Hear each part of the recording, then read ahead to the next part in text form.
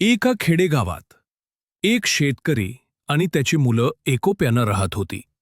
पण गावातल्या लोकांना त्यांचं चांगलं पाहवलं नाही. त्यांनी शेतकऱ्याच्या मुलात भांडण लावायला सुरुवात केली. शेतकऱ्याची मुलं आपापसात भांडू लागली. शेतकऱ्यानं त्यांना खूप समजावून सांगितलं, पण काही उपयोग झाला नाही. शेतकरी विचार करत होता की या मुलांना कस सांगावं म्हणून पटेल. विचार करता करता त्याला एक युक्ती सुचली. त्यानं सर्व मुलांना एकत्र बोलावलं. शेतकऱ्यानं एक काडक्यांचा जुडगा आणला आणि प्रत्येक मुलाला तो तोडायला सांगितला. पण तो जुडगा कोणालाही मोडता आला नाही. मग त्यानं प्रत्येकाच्या हातात एक एक काडी दिली आणि ती मोडायला सांगितली.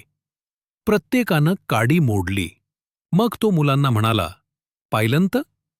तुमच्यापैकी कोणालाच एक काडक्यांचा जुडगा मोडता आला नाही.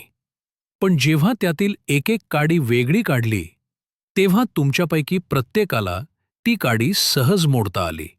तुमचंही असंच आहे. तुम्ही सर्वजण एकोप्यानं राहिलात तर तुमचं बिघडू कोणाचं जाऊ शकणार नाही.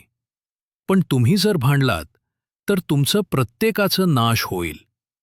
एकजुटीनं राहिलात तर तुमचं सर्वांचं भलं होणार आहे." आपल्यात एकी असेल की शत्रूचा टिकाव लागत नाही. संमेलनामुळं ताकद वाढते, म्हणून माणसांनी एकीनं आणि एकजुटीनं वागावं. आपापसात भांडू नये.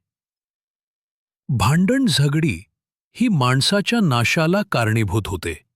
एखाद्या कुटुंबात भांडणं चालली असतील तर त्याचा फायदा बाहेरचं लोक घेतात. एकीचं बळ हेच सर्वश्रेष्ठ.